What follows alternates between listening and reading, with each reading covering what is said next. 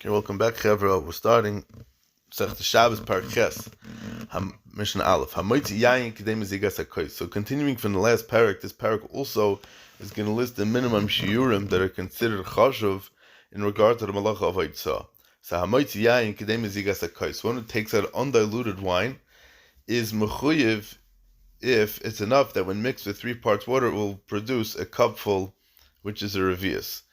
As we know, in those days, the wine was too strong to drink on its own and was mixed with 3 parts water. Therefore, 1/4 of a cupful of a raw wine produced 1 complete cupful of drinkable wine. So, chalav kidei gemia, one who takes milk outside is chayev if it's enough for a person to swallow in 1 gulp. Devash kidei litin ala kosis, honey enough to apply to a sore. Honey was used as ointment on the backs of horses and donkeys for sores that sustained by carrying heavy loads. Although honey is usually eaten, it was also used as ointment. So the rule for a substance that has 2 uses is that even if one carries a smaller minimum, he's chayiv. In the case of honey, the minimum is considered significant for eating as the size of a dried fig, which we mentioned earlier in Parak Zayin Mishnah Daled, which is larger than the minimum useful for ointment. So hence, one who carries it enough for use as ointment is chayiv, even though it's not enough to be significant for food. Shemen k'dei losoch ever cotton, oil if he has enough to rub on a small limb, which would be the smallest limb of a little toe of a day-old child. Mayim k'dei loshuf behem es akilar, water enough to rub into an eye ointment. Shar kol mashkim revius, and any other liquids, the minimum is a revius, whether you're using it for drinking or for drinking, but not for medicine. Chol ha-shoychem revius, and any wastewater, the minimum is also revius. Reb Shimon says kulon revius, the minimum for all of them, wine, milk, all liquids is revius. The shiurim listed in the Mishnah, each of which is less than a revius, was said only in regard to those who store such amounts, because everything in the Mishnah mentioned was a type of liquid. So then Reb Shimon is being chaylik on the whole Mishnah, and he's saying that it's only lamatz niyayin. If a person actually stored one of these liquids in the amount listed, he'd be chayiv for carrying that amount because he has shown that he considers it significant. But all other people, the minimum is a revius. So the minimum shear is a revius. If a person had, let's say, would save a half a revius, so he could smear it on his toe or something like that, so then he's going to be chayiv according to Reb Shimon. Mishnah Beis, Hamaitzi chevel kedelasas eisen lekupa. One who takes rope outside is chayiv if it's zum gesund. One who takes a rope outside is chayiv if it's long enough to make into a handle for a basket. Gemi k'delas is tlail enough for lekvara, reed grass, enough to make a hanging loop on a sifter or a sieve. The reed grass must be long enough to form a loop that can be attached to a sifter or sieve and use it to hang the utensil on a hook. And the length is shorter than the minimum for rope. Rabbi Yehuda says the minimum for either of these items, either the rope or the reed grass, has to be enough to measure the size of a child's small shoe. People would use a short length of a rope to measure a child's foot in order to show the shoemaker the proper size needed. And the measure would be smaller than the one previously mentioned in the Mishnah. In the yard, one who takes paper outside his chayiv if it's large enough to write a toll collector sign on it. This refers to paper that was made from grasses. When one paid a toll to cross the river, the toll collector would give him a receipt, which was a small piece of paper with 2 large letters written on it, that he could present to the toll collector at the other side of the river. So they had to pay. Interesting. In those days, they would have to pay from both sides of the river. So, not just when you get on the Verrazano, when you get off the Verrazano. The Hamaitzi Kesher Meichs and Chayiv, one who takes out the toll collector signed this receipt, which had these 2 letters written on it, is Chayiv. One who carries out paper on which writing has been erased, that's no longer fit for writing, is chayiv if it's large enough to wrap over the opening of a small bottle of perfume to seal it. Once the paper that was used in those times had been written upon and the writing was erased, it was no longer writable. You couldn't use it to be written anymore. Therefore, it must be of a large size, enough for a small bottle to have significance. So we find this in different areas of Hilchos Sefer Torah and Hilchos Gittin, this concept also. Mishnah Gimel, or kedelas is kameya, one who takes a partially tanned hide. Outside is chayiv if it's large enough to make a pouch for a kameya. The kameya here is either a piece of parchment with psukim, or shemais on it, or it's a bundle of herbs, and it's hung from the neck in a pouch to prevent or heal illness. As we spoke in Parak Vav, we had a shemuz over there about a kameya. Klaf k'dei lichtov elav parsha k'tana shebetzilin shishma Yisrael. Parchment, which is processed, or which you can use it to write on. Enough to write on into the shortest parsha in Tefillin, which is the parsha that begins with Shema Yisrael. Tefillin contains the 4 parshas, Shema Vayim Shemoya, Kadesh Vayikiv Yacha, and the shortest one is Shema Yisrael. Since parchment is expensive and it's not used for ordinary writing, but for Dvarim Shebekdusha, like Sefer Torah, Tefillin, and Mezuzos, so unlike paper mentioned in the previous Mishnah, which is significant even if it only has 2 letters on it, parchment is not considered significant unless it's large enough for the shortest of the Dvarim Shebekdusha, which is Shema, which is in the Tefillin.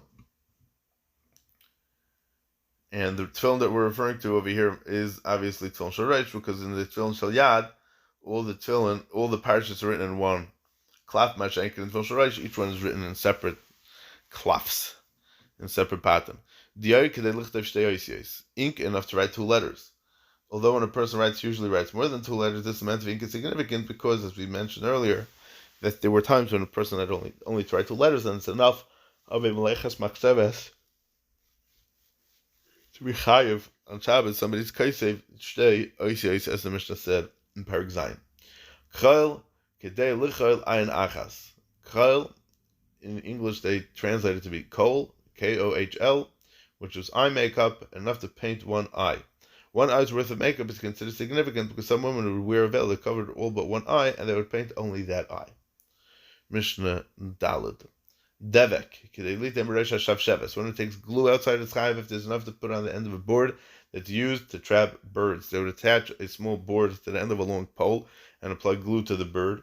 A bird that would land on the board would become stuck on it, and it was a relatively large measure of glue because it's a considerable amount if it's needed to catch a bird and hold it down. Zephes v'gufres k'dei lasis nekev, pitch or sulfur enough in which you can make a hole. There were containers of mercury which were sealed with pitch or sulfur, and a small hole was made in the seal so that the mercury could be poured out carefully and not spill. Right, the Rav says, Klisha Mesima by Kesef Chai. So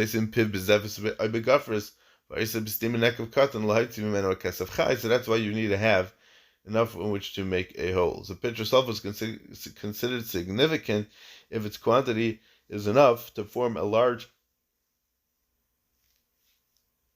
seal in which he can make such a hole. Shaiva kedeliten al pi neck of cotton, wax enough to put on a small hole of a wine barrel to seal it. Charsis, crushed brick, kedelasas pi korshel tzarfei zahav, enough to seal an opening in a gold refiner's furnace. In order to remove the impurities from gold, it was placed in a vessel and brought to an intense heat in a special furnace. The furnace had an opening through which the bellows that fanned the fire was inserted. This opening was sealed with crushed brick to provide a snug fit for the bellows. Rabbi Yehuda Aimer Kedelas is pitput. Rabbi Yehuda says that the minimum for crushed brick is enough to make the leg of such a furnace's base, which is going to be smaller than the Tanakama's share. Subin Kedelitan Al Pikushal Surface Zav. One who takes bran outside is chayiv if it's enough to put over the opening of a gold refiner's furnace to preserve the heat. Sid Kedelosid Ketana Shababonis. One who takes out lime is chayiv if it's enough to smear on the smallest limb of a girl to remove hair. Lime, which is a white powdery substance consisting of calcium oxide, was used to remove hair. It was applied to 1 limb at a time. So the minimum considered significant is an amount that suffices for a girl's smallest limb, which is her little finger. Rabbi Yehuda says, Rabbi Yehuda says enough to make the hair on the temples lie flat. Rabbi Nechemia says enough to place below the temples to remove the hair that's growing there. Rabbi Yehuda's shear is smaller, and Rabbi Nechemia's shear is even smaller. So the 3-way machlokes. Tanakama is Sid Kedei Lasis Ketana Shababonos, Rabbi Yehuda is Kedei Lasis Kilkul, and Rabbi Nechemia is Kedei Lasis an Difi. Mishnah Hey. Adomos Kechoisam Hamar Tzufim de Rabbi Kiva. One who takes red clay outside is chayiv if it's enough to make a seal for sacks of merchandise, because they would tie the sacks of merchandise with a seal. Div Rabbi Kiva. As they like Rabbi Kiva, but the Chacham say enough to make a seal for a letter, which would be smaller. Zevel v'chol hadak de lazabel kelach shel krov. The minimum for menorah on fine sand is enough to fertilize a cabbage stalk. Div Rabbi Kiva.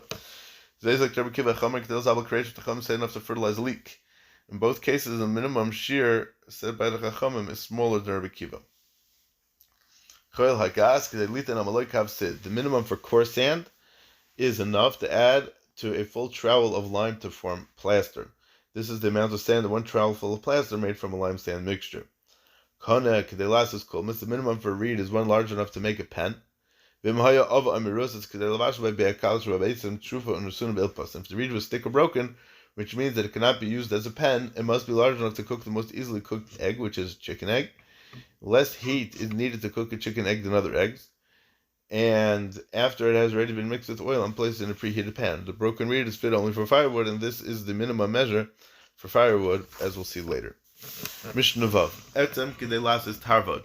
The minimum for a bone is one large enough to make a spoon. In those days, dried animal bones were carved into utensils. And if you take a look at the end of the Mishnah in Yadayim, it was actually in Perek Beis in Yadayim, I believe, they asked the Chachamim, what's pshat that there's tumah?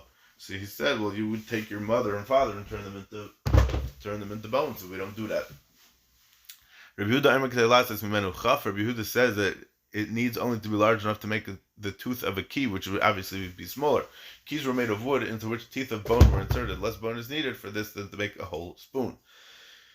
Zuchuches, glass. The minimum for glass is enough to scrape the tip of a weaver's pick. When weaving cloth, a weaver would use a pick to separate thread that had become entangled. He would occasionally scrape the tip of a pick with a small piece of glass to sharpen it. The minimum for a pebble or a stone is one large enough to throw at a bird to drive it away. Kill 2 birds with 1 stone.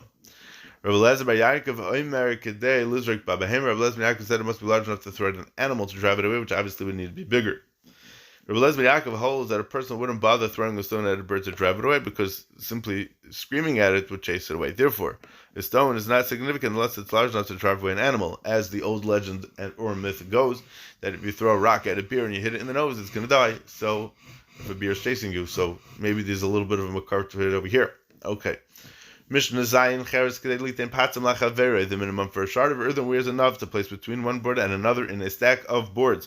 When stacking boards of wood, one would fill any gaps between the layers with small pieces of earthenware, so that the weight of the pile doesn't press the boards into empty spaces, causing them to warp. Divrei Rabbi Yehuda. As I said, Rabbi Yehuda, Rameir says Kedelachtas Beisa, or Rameir says enough to scoop up a fire, which is a burning coal from a large bonfire with it. Rabbi Yossi says enough to hold the revius of liquid. Rabbi Yossi's measure, large enough to hold the revius, is smaller than what Rameir says, and Rabbi Yehuda's measure is the smallest of all. Rameir says, even though there's no proof, even though there's no real raya to what I'm saying, that a piece of earthenware is significant if it can pick up a coal, there's a remes to it, there's a zeichel adavar, there's a hint to it in the following pasuk. There shall not be found among its pieces a shard of earthenware to take a burning coal from a fire. Referring to an earthenware keli, the pasuk tells us that it will be so completely shattered that none of the pieces will be large enough to pick up a burning coal. By specifying a piece of this size, the pasuk implies that anything smaller than that is not significant. The Navi Yeshaya is giving Musa to Klal Yisrael for having placed their trust in the king of Egypt rather than in HaKadosh Baruch Hu. He warns them that the wall of protection that they seek will be completely destroyed, just as a potter shatters an unwanted vessel of earthenware until it becomes dust. So too will HaKadosh Baruch Hu destroy that wall and turn it into dust, and there will be nothing left. Amalei Rabbi Yossi said to him, Misham Raya, you bring a Raya from that pasuk. On the contrary, this pasuk is supporting my halacha that the minimum is a piece that can hold liquid. For the pasuk continues, or to scoop water from a pit. Here the pasuk implies that even a shard that can hold water is significant. Rameir, who holds that a piece of earthenware just large enough to scoop water is not significant, will explain the pasuk as follows: the vessel, the keli, will be shattered so completely that the people will be unable to find not only a significant piece, but even an insignificant one.